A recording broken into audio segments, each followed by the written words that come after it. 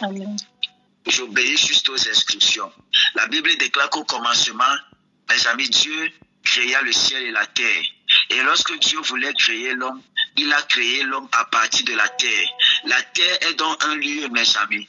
La terre, c'est un lieu par lequel soit le diable peut te maudire, soit Dieu peut te bénir. Lorsque l'homme va pécher, le péché ne va pas simplement concerner l'homme. C'est pourquoi dans le mystère du salut, le salut ne concerne pas simplement l'humanité. Le salut concerne tout le système. Je vous donne une petite révélation. Le salut concerne tout le système qui avait été préétabli par Dieu pour que l'homme puisse se mouvoir tranquillement, mes amis. Alors, lorsque l'homme va pécher, les conséquences du péché ne vont pas seulement toucher l'homme.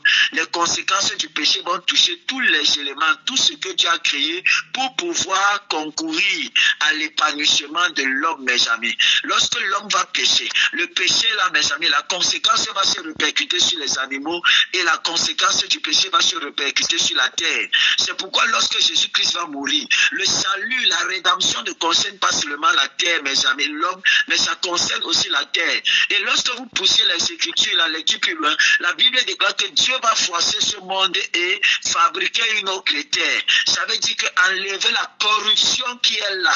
Lorsque Jésus-Christ va mourir, le sang, avant que l'ange, dans la pneumatologie, avant que l'ange ne vienne recueillir le sang qui coulait dans une coupe de vin, mes amis, il y a le sang de Jésus-Christ qui va toucher la terre. Comme pour dire quoi, le sang de Jésus ne concerne pas simplement l'humanité, mais tout le système qui avait été préétabli par Dieu pour que l'homme soit à l'aise, sera racheté, restauré et restitué sous l'autorité des hommes. Donc, l'homme va perdre le pouvoir sur l'humanité à cause de sa désobéissance.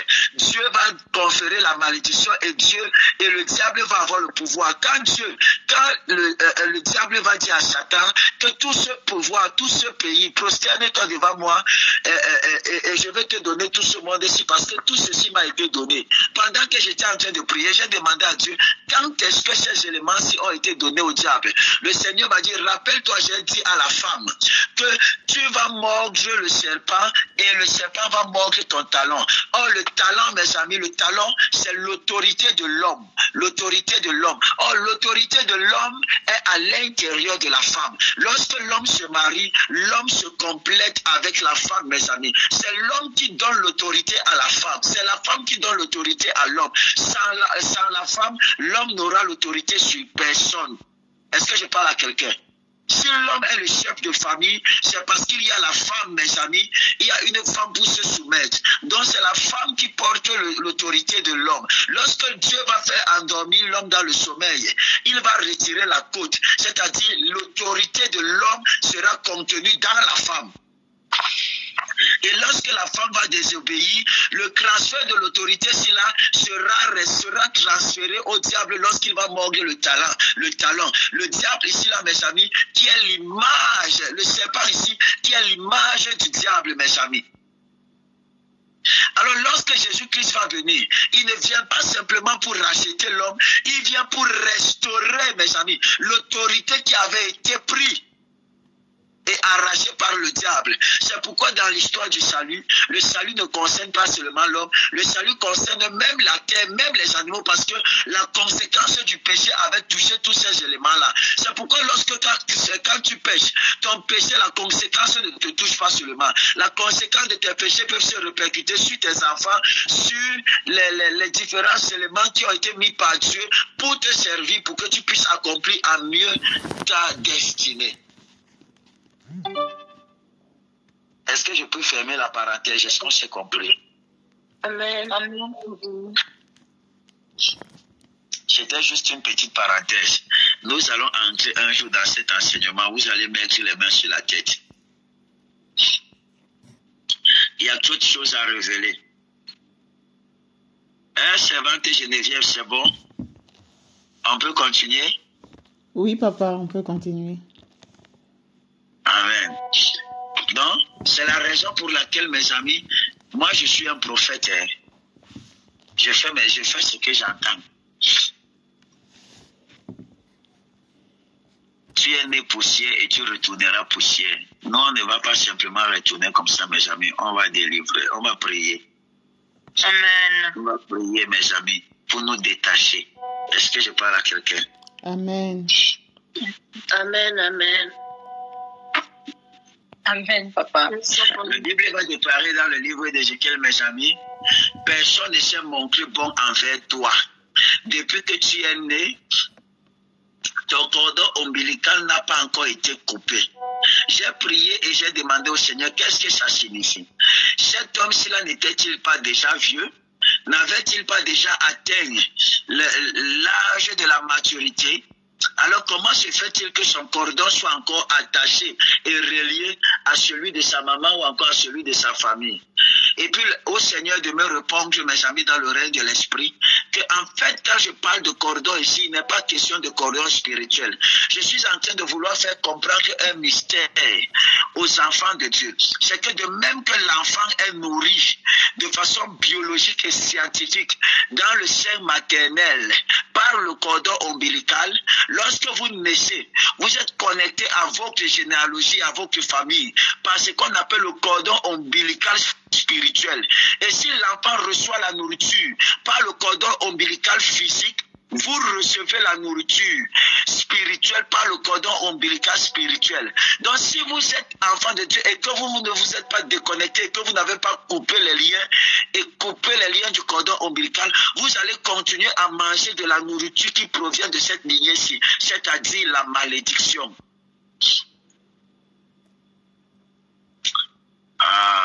Oui, papa. Peut-être que certains ne sont pas encore prêts pour écouter ce genre de message. Je ferme la parenthèse. Que le Seigneur Jésus-Christ vous bénisse. Éphésiens chapitre 5, le verset 14, je vais lire au nom précieux de Jésus-Christ de Nazareth. C'est pour cela qu'il est dit, réveille-toi, toi qui dors, relève-toi d'entre les morts, et Christ t'éclairera. Réveille-toi, toi qui dors, réveille-toi d'entre les morts, et Christ t'éclairera. Je vais te parler très rapidement sur le thème, lève-toi pour impacter. Sors de ton sommeil pour impacter. Quelqu'un dit avec moi, sors de ton sommeil pour devenir un impact. Sors de ton sommeil pour devenir un impact. Amen. La Bible n'a pas dit, mes amis, restez couchés et Jésus-Christ et Christ éclairera. La Bible n'a pas dit, mes amis, parlez et Christ va vous éclairer. La Bible va dire, oh, réveille-toi, toi qui dors, relève-toi d'entre les morts. Oh, et Christ éclairera. Ça veut dire quoi? La condition sine qua non pour que tu sois éclairé, la condition sine qua non pour que Christ éclaire, c'est que tu sortes du sommeil spirituel, c'est que tu sortes de la distraction, c'est que tu sortes de tout ce qui peut t'empêcher de pouvoir te lever, mes amis. Il y a des saisons où Dieu appelle ses enfants non pas à dormir, mais à se lever, se réveiller et de devenir des impacts qu'ils voient en eux. Lorsque Dieu va s'agresser à Gédéon, il ne va pas dire à Gédéon que tu es petit. Il va voir en Gédéon le héros que Gédéon était, mes amis. Gédéon pouvait se voir comme petit, mais Dieu voyait en Gédéon un héros. Dieu voyait en Gédéon un grand. Dieu voyait en Gédéon un soldat, mes amis. C'est pourquoi il va venir réveiller la conscience. Il y a des saisons où Dieu veut réveiller notre conscience. Il y a des étapes de nos vies où lorsque Dieu veut nous amener, il éveille notre conscience, mes amis, sur le fait que nous devons nous lever afin de devenir des impacts. Il y a des personnes qui ont besoin de nous et de nous écouter, mes amis. Écoutez-moi. Trop d'enfants de Dieu dorment spirituellement, alors que le ciel attend d'eux, mes amis, un feu, une lumière, une voix. L'Église doit sortir de sa léthargie, mes amis, pour devenir une forme de transformation dans ce monde. L'Église et les enfants de Dieu doivent sortir de leur léthargie, mes amis, et de devenir une transformation, Seigneur, mes amis. une force, mes amis, une démonstration, une manifestation visible de Dieu dans ce monde. C'est très important. Nous ne pouvons pas continuer à rester dans le silence. Nous ne pouvons pas continuer à rester dans la mort. Nous ne pouvons pas continuer à rester à être politiquement correct, mes amis. C'est la période pour nous de nous réveiller. L'Esprit de l'Éternel m'envoie dire à quelqu'un ce soir, c'est le moment de te réveiller. Sors du sommeil, mon ami. Sors du sommeil. Est-ce que vous savez, mes amis, que le contraste du sommeil dont je suis en train de parler, c'est qu'il y a des personnes qui sont debout, mais pendant qu'ils sont en train de dormir. Fatim, ton micro. Amen. Il y a des personnes qui sont debout, avec les yeux ouverts, mais cependant qui sont victimes du sommeil. Parce que le sommeil que je vous parle, dont je vous parle ici, n'a rien à voir avec le sommeil physique, mes amis. N'a rien à voir avec le fait que tu somnoles. Mais ça a tout à voir avec le fait que ton esprit soit endormi. Ça a tout à voir avec le fait que tu ne puisses pas accomplir ce pourquoi Dieu t'a appelé. Somebody say amen. Amen. Amen. Amen. Que le Seigneur te visite puissamment. Amen. Amen. Amen. Amen. Quelqu'un dit avec moi, le réveil commence par la conscience, partie 1. Le réveil commence par la Le réveil commence par la conscience. Le réveil commence par la conscience, mes amis. Il dit, réveille-toi, toi qui dors, relève-toi tant que les morts et Christ éclairera. Ce réveil est un appel à la lucidité spirituelle, mes amis. Si tu n'es pas conscient que tu dois te réveiller, en fait, tu dois prendre la responsabilité de te lever. Ça doit être intentionnel. Intentionnel. Tu dois avoir la conscience de la nécessité de sortir du sommeil spirituel, mon ami. Dieu ne peut pas utiliser un esprit endormi. La conscience du temps, de l'appel et de la mission est la première étape vers un impact réel, mes amis. C'est la première étape vers un impact réel. Tu ne peux pas vouloir évoluer si tu n'as pas la conscience du temps. Si tu n'as pas la conscience, mon ami, du temps, mon ami. Si tu n'as pas la conscience de l'appel et de la mission. Il y a certaines choses que tu feras avec nonchalance et pourtant tu dois les faire avec vie. Amen. La deuxième des choses que j'aimerais que tu comprennes ce matin, réveil exige une intimité renouvelée avec Dieu. Le réveil, mes amis, exige une intimité renouvelée avec Dieu. Jean chapitre 15, le verset 4 au verset 5, mes amis. Sans aucune connexion vivante à la vie, il est impossible de porter du fruit. Impossible. Alors pour impacter, nous devons demeurer en Christ, mes amis, dans la prière, dans la méditation de la parole et dans la sanctification, mes amis. Nous devons, mes amis, tu ne peux pas te réveiller si tu n'as pas d'intimité. C'est celui qui fait l'expérience de l'intimité qui est réveillé par l'Esprit de Dieu. L'éveil n'est pas simplement le fait de sortir du sommeil, c'est un éveil spirituel. C'est une prise de conscience, mes amis. La troisième, je vais partager avec toi ce matin, mon ami, le réveil produit une vie de feu et d'autorité. Acte 1, le verset 8. Le réveil, mes amis, produit une vie de feu et d'autorité. Tu ne peux pas imparter par la puissance sans la puissance du Saint-Esprit, c'est impossible. Il dit, vous recevez une puissance. Vous recevez une puissance, vous recevrez une puissance. Il y a des dimensions qu'on ne peut pas atteindre sans la puissance de Dieu, mes amis. L'une des marques du réveil, c'est que le réveil ne nous laisse pas, mes amis, être dans la nonchalance. Le réveil nous laisse et réveille à nous, mes amis, la puissance de l'Éternel. Lorsqu'il y a la mouvance et lorsqu'il y a le réveil, mes amis, l'Esprit de l'Éternel remplit les hommes et les femmes de puissance. Je te vois être rempli d'autorité et de puissance dans le nom de Jésus-Christ. À compter de ce matin, tu parleras et les choses bougeront dans le règne spirituel. À compter de ce matin, tu ordonneras et les choses bougeront dans le règne spirituel. Dans le nom puissant de Jésus-Christ de Nazareth. Dans le nom précieux de Jésus-Christ de Nazareth. Écoutez-moi, Dieu se cherche des hommes et des des femmes remplies du Saint-Esprit. Dieu se cherche des hommes et des femmes dévoués à la cause du royaume. Dieu se cherche des hommes et des femmes, mes amis, remplis de la puissance du Saint-Esprit. Pas des personnes qui vont simplement venir parler de façon littéraire, mais des personnes qui vont entrer dans la démonstration. Dieu aimerait se démontrer au monde, mais il a besoin des personnes par lesquelles il pourra passer pour se démontrer.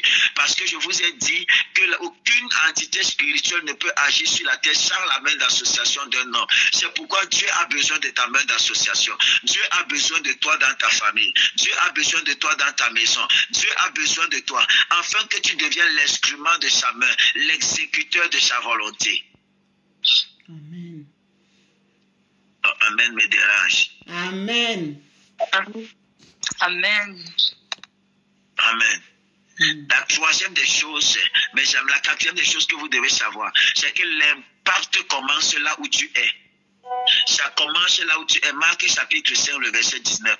Jésus a dit, mes amis, aux démoniaques guéris, va dans ta maison, vers les tiens. Le réveil doit commencer par nous, mes amis, par nos maisons. Tu n'as pas besoin d'être célébré ou d'avoir une plateforme mondiale. Ton champ d'impact commence chez toi, mon ami, dans ton quartier, dans ton cercle d'amitié, dans ta famille.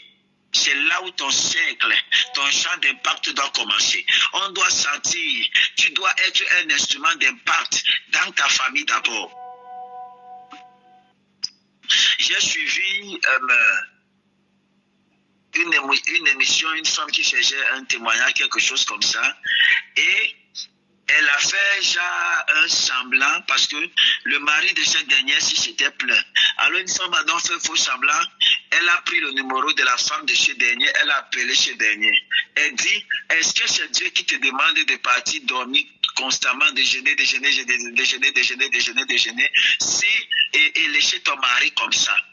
Elle dit que non, c'est le pasteur qui m'a dit, c'est le pasteur qui m'a dit. Mes amis, vous ne pouvez pas impacter et transformer le dehors sans avoir transformé l'intérieur. Dieu lui-même ne peut pas te pousser constamment à être dans la prière, loin de ta maison, sans que tu ne prennes soin de ta maison. Parce que l'impact doit commencer à l'intérieur. La transformation doit commencer à l'intérieur. Si tu es une femme mariée à un païen, c'est à l'intérieur que tu dois commencer, mon ami. Tu ne dois pas te rebeller à ton mari sous prétexte que tu vas prier et pourtant tu ne l'honores pas chez lui. Non, mes amis. Am I talking to somebody? Amen.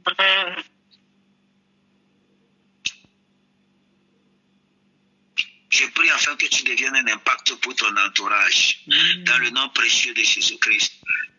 Amen, amen. Je cite le dernier point, mes amis. Le réveil est contagieux. Yes. Tu ne peux pas avoir fait l'expérience du réveil et vouloir la garder pour toi. Et vouloir garder cette expérience pour toi. Forcément, tu vas vouloir la partager avec des gens autour de toi. Est-ce que je parle à quelqu'un? Amen.